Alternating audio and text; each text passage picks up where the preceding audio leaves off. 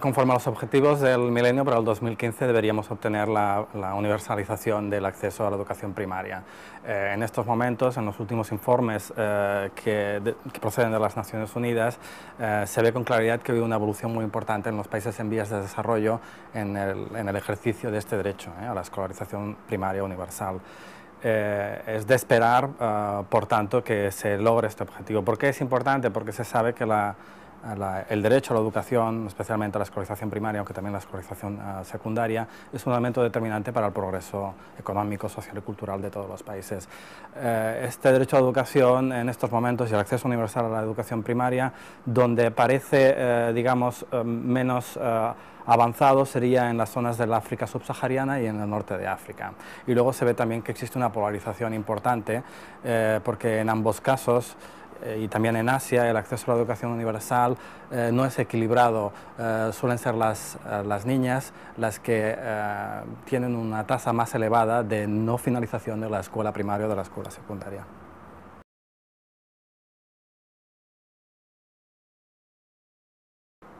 Justamente las tecnologías de la información y de la comunicación, la posibilidad de acceso de todas las personas de forma inmediata a mecanismos que permiten la difusión de información, es una de las principales garantías para el ejercicio del derecho a la libertad de información, que si no, en muchos casos puede ser cooptada por los grandes medios de comunicación que tienen ciertamente intereses que van más allá de la pura información a los ciudadanos. Las grandes empresas de comunicación e información de este país y en general del mundo pertenecen a grandes conglomerados empresariales en los que podemos encontrar simultáneamente empresas dedicadas a la venta de armamento. Entonces, que todo ciudadano disponga de la capacidad a través de los nuevos medios de información y comunicación, de Internet, teléfonos móviles, etcétera, etcétera, de divulgar cualquier información que tenga a su disposición que piense que pueden vulnerar los derechos fundamentales, es una ventaja para nosotros como ciudadanos, aunque pueda ser un inconveniente para los estados, que pueden controlar mucho más fácilmente la información que aparece en los medios de comunicación más tradicionales.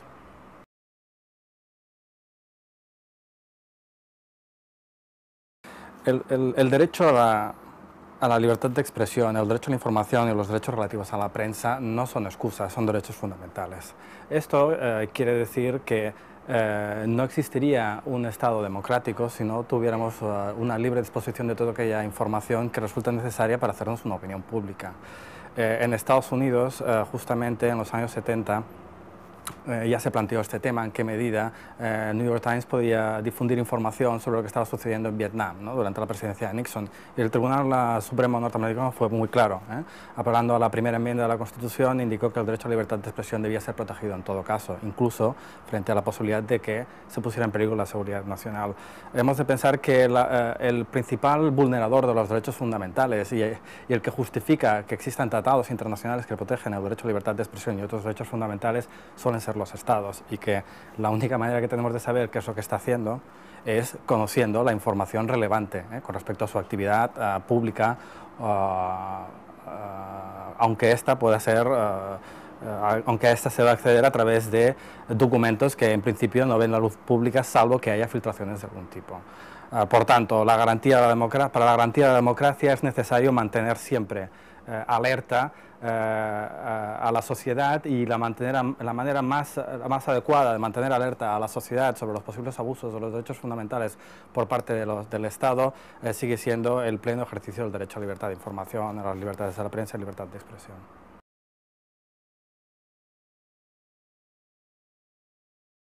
La violación de los derechos humanos no es una patente exclusiva de Marruecos. Los derechos humanos se vulneran de forma más o menos relevante en distintos territorios. En estos momentos, obviamente, el desalojo del campamento que se había montado en el Aaiún por parte de los saharauis ha sido una circunstancia concreta de vulneración específica de determinados derechos fundamentales.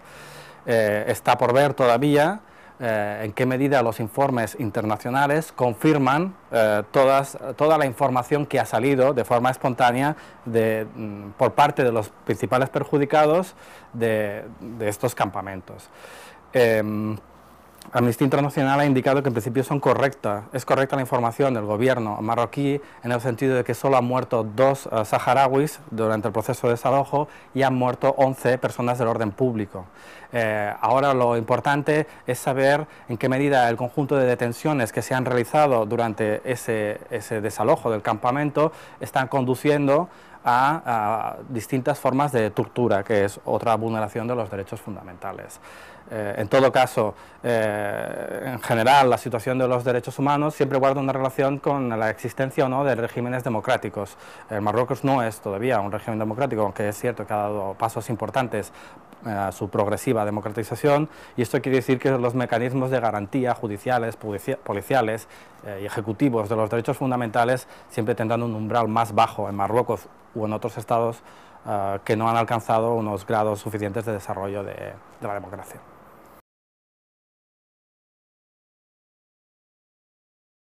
La política de inmigración es uno de los temas más difíciles de trabajar en estos momentos en las sociedades occidentales,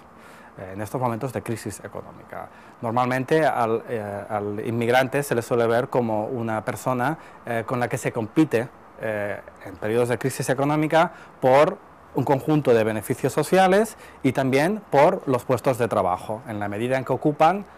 lo que serían los extractos socioeconómicos más bajos de la pirámide social, entran en conflicto con aquellas otras personas nacionales que quieren también acceder, por ejemplo, pues, a becas, o que quieren acceder a la salud pública, o que quieren acceder a, pues en el caso español, por ejemplo, o en Cataluña o en Barcelona, o que quieren acceder a las guarderías. ¿De acuerdo? ¿Por qué? Porque priman criterios de renta baja para el acceso a estos beneficios sociales, y normalmente la población inmigrada suele tener unas condiciones económicas bajas también. ¿Qué es lo que se debe hacer? Se debe ser prudente, básicamente, y se deben afrontar los problemas reales que empujan hacia posibles situaciones de conflictividad social, normalmente en aquellos espacios donde realmente se produce esta competencia por servicios sociales básicos de beneficencia, por decirlo de alguna manera, o por determinados puestos de trabajo. La solución a esa situación no es sencilla. Probablemente habría que haber anticipado una potenciación de los servicios sociales básicos, una ampliación de la cobertura para que no nos viéramos en una situación de conflictividad actual. ¿Qué se debe hacer de ahora en adelante? Pues se debe trabajar en 2 ámbitos. No se debe dejar de lado el ámbito educativo, la idea del reconocimiento de la diversidad de las personas y por tanto de sus culturas, de sus tradiciones, etcétera, etcétera, no es mala en sí mismo, forma parte de lo que sería cualquier tipo de democracia liberal, la aceptación de la diferencia. Y por otro lado, eso es importante, la educación, y por otro lado se debe ir ampliando o ir mejorando los mecanismos los mecanismos públicos para que el acceso a determinadas prestaciones sociales, del acceso a esas prestaciones sociales, no queden excluidas también la parte de la población nacional que también sufre la crisis económica de una forma fuerte. Eso supone potenciar en realidad ciertos servicios sociales.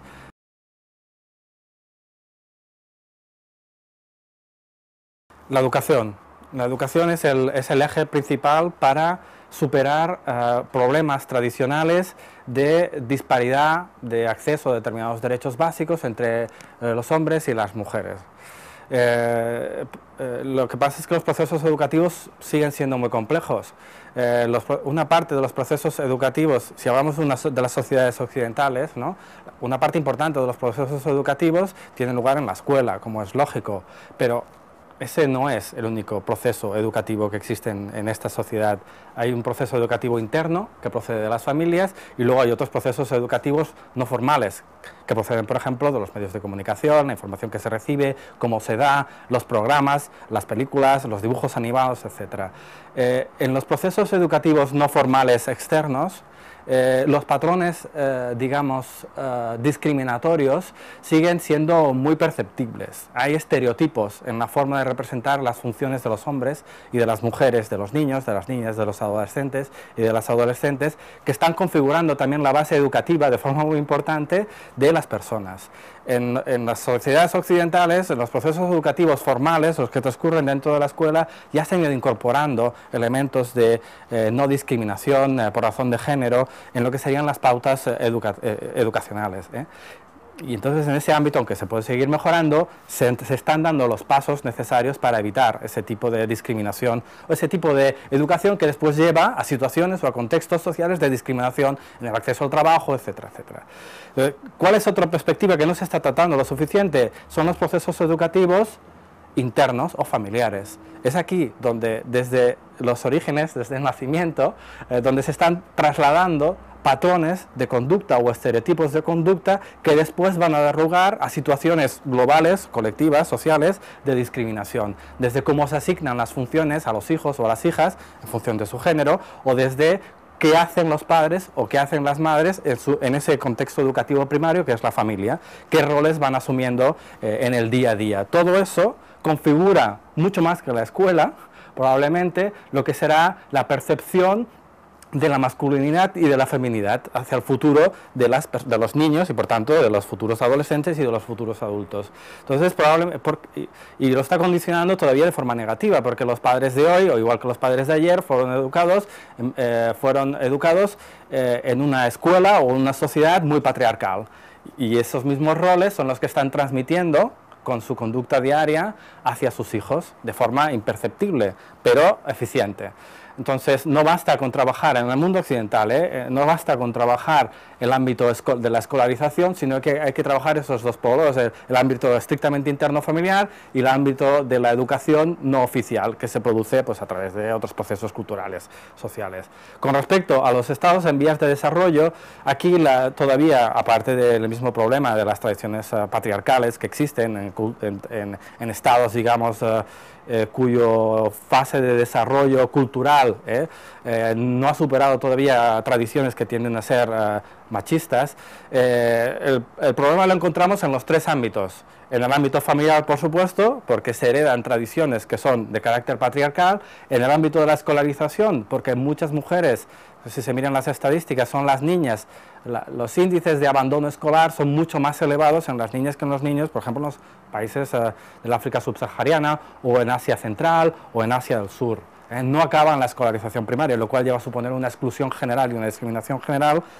hacia el futuro de estas personas, ¿no? Y también aquí hay problemas que son más acentuados en los países en vías de desarrollo, que también son de tipo tradicional, que es el abandono de los estudios, el abandono de la educación de las niñas, pues por razones de embarazos prematuros, matrimonios pactados, etcétera, etcétera, que van a excluir de la educación y por tanto sus posibilidades de igualación en otros ámbitos sociales y culturales futuros a las mujeres.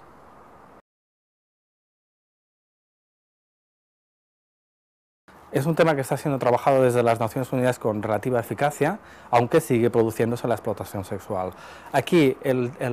los problemas de fondo son dos. Uno ya lo hemos visto, que es una cuestión cultural, social, de el valor de la mujer dentro de una sociedad, y esta situación se da normalmente a través de esos procesos educativos y culturales. El otro elemento, quizá en este caso más determinante, de las situaciones de abuso sexual con respecto a las niñas, de explotación sexual de las niñas, se encuentra justamente en los contextos de gran pobreza.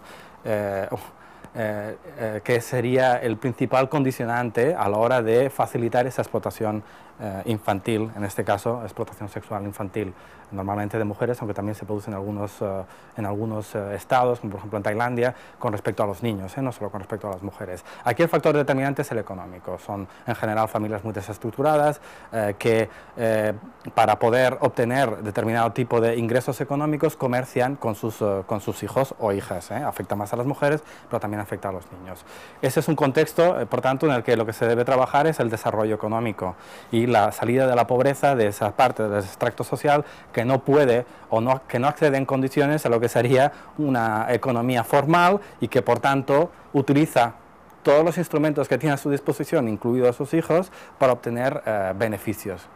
que le permitan la supervivencia. El otro contexto importante de vulneración o de explotación sexual femenina son los conflictos armados. En general, los conflictos armados es el espacio en el que se producen vulneraciones más graves y sistemáticas de todos los derechos fundamentales, que tienen además una especificidad con respecto a las niñas, en la medida en que se facilita de alguna manera esa explotación sexual no consentida de las niñas, también de los niños, aunque también de los niños en menor medida. Aquí, por tanto, lo que se debe hacer es reforzar los mecanismos de vigilancia, en los casos de los conflictos armados, los mecanismos de vigilancia de la conducta de las personas que intervienen en los combates, a través normalmente de la implicación pues, de la Cruz Roja Internacional y también de otras autoridades, las Naciones Unidas, etcétera, etcétera, de supervisión internacional. Claro, a lo mejor sería que no hubieran conflictos armados y, por tanto, de esa manera pues eliminaríamos esta situación que en concreto también suele conducir a la explotación sexual de los niños y de las niñas.